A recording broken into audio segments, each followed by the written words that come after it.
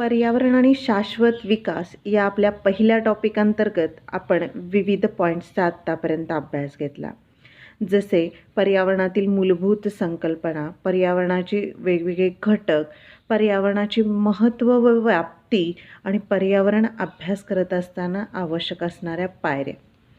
तर आजच्या लेक्चरमध्ये पर्यावरणाचे रक्षण व नैसर्गिक स्रोतांचे संवर्धन करणाऱ्या अनेक शासकीय आणि अशासकीय संस्था कशा पद्धतीने काम करतात किंवा त्यांचं कार्य कशा पद्धतीने चालतं याचा आढावा घेणार आहोत. तर राष्ट्रीय आणि आंतरराष्ट्रीय संस्था या पॉईंट अंतर्गत आपण राष्ट्रीय स्तरावर आणि आंतरराष्ट्रीय स्तरावर पर्यावरण संवर्धन करणाऱ्या विविध संस्थांची माहिती या लेक्चरमध्ये घेण्याचा प्रयत्न करणार आहोत. तर काही संस्थांची माहिती अशा पद्धतीने, त्यातली पहिली संस्था ज्याचा उल्लेख केला जातो भारतीय वनस्पती सर्वेक्षण म्हणजेच बॉटॅनिकल सर्वे ऑफ इंडिया.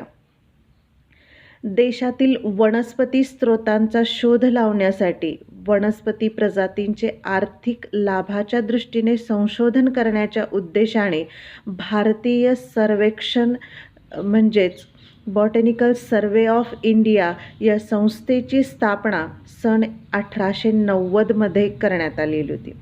याचे मुख्यालय म्हणजे हेडक्वार्टर हे कोलकाता येथे आहे.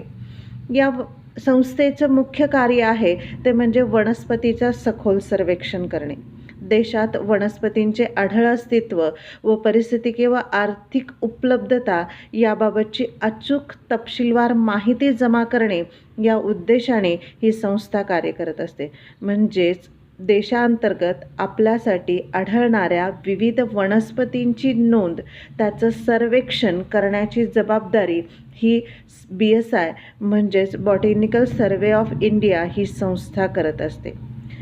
BSIची स्थापनाची जर इतिहास पाहायचा झाला तर ईस्ट इंडिया कंपनीने ही संस्था स्थापन केलेली होती 13 फेब्रुवारी 1890मध्ये जॉर्ज किंग यांच्या नेतृत्वाखाली, जे रॉयल बॉटॅनिकल गार्डन या संस्थेचे सुप्रिटेंडंट होते आणि नंतर त्यांच्या अध्यक्षतेखाली ही भारतीय वनस्पती सर्वेक्षण संस्था स्थापन करण्यात आली. ईस्ट इंडिया कंपनीने सुरुवातीला या संस्थेअंतर्गत सिद्धपूर, पुणे, त्याच्यानंतर सहारणपूर आणि मद्रास इथे बॉटॅनिकल गार्डनची निर्मिती करण्यात किंवा स्थापना केलेली होती, ज्याचा उद्देश असा होता की भारतात आढळणाऱ्या वनस्पतींबद्दल माहिती आणि संशोधन करणे स्थानिक प्रशासनाच्या किंवा शासनाच्या मदतीने.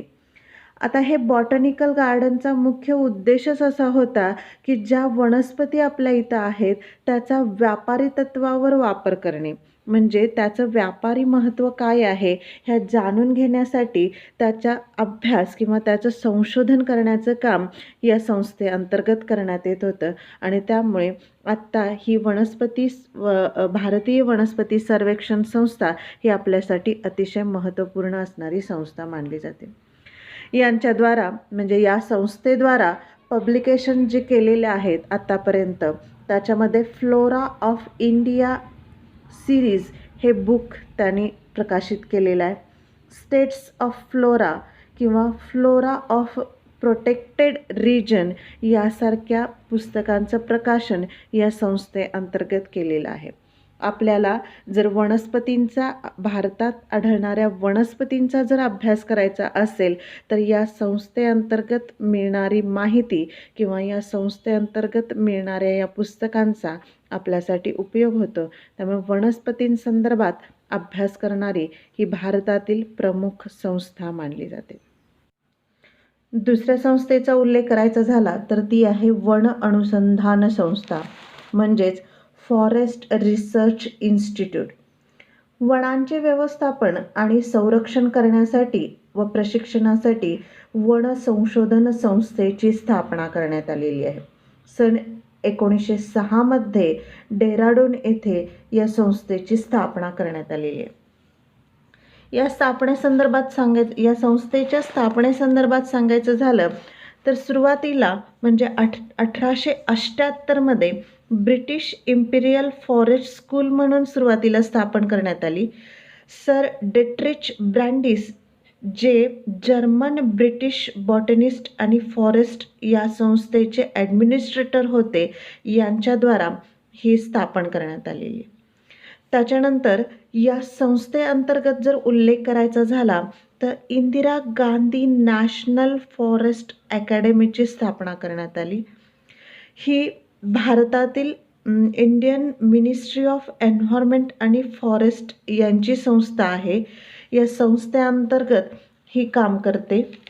त्याचा मुख्य उद्देश जर आपल्याला लक्षात घ्यायचं झालं तर या अकॅडमी अंतर्गत academy for state forest service ही संस्था काम करते, ज्यामध्ये देशातील वनाधिकारी व वनरक्षकांना प्रशिक्षण दिले जाते. म्हणजे आपल्याकडे जे वनांचे संरक्षण करण्यासाठी अधिकारी नेमण्याचं काम केलं जातं, त्यांच्या प्रशिक्षणाची सर्व जबाबदारी ह्या फॉरेस्ट रिसर्च इन्स्टिट्यूट डेहराडून इथल्या संस्थेअंतर्गत आहे. त्याच्यानंतर पुढच्या संस्थेचा उल्लेख करायचा झाला तर ती आहे भारतीय प्राणीशास्त्र सर्वेक्षण, म्हणजेच झूलॉजिकल सर्वे ऑफ इंडिया.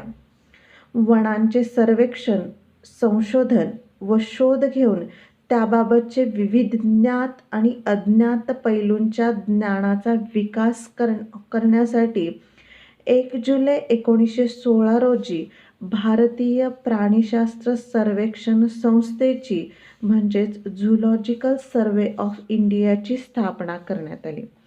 याचं हेडक्वार्टर कोलकाता येथे आहे.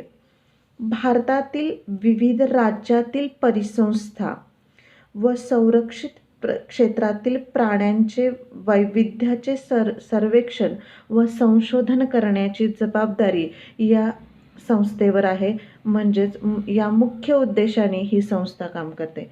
म्हणजे भारतीय वनक्षेत्रात किंवा महत्त्वपूर्ण संरक्षित क्षेत्रात कोणत्या प्रकारच्या प्राणी प्रजाती आढळतात याबद्दलचं सर्वेक्षण ही संस्था करत असते.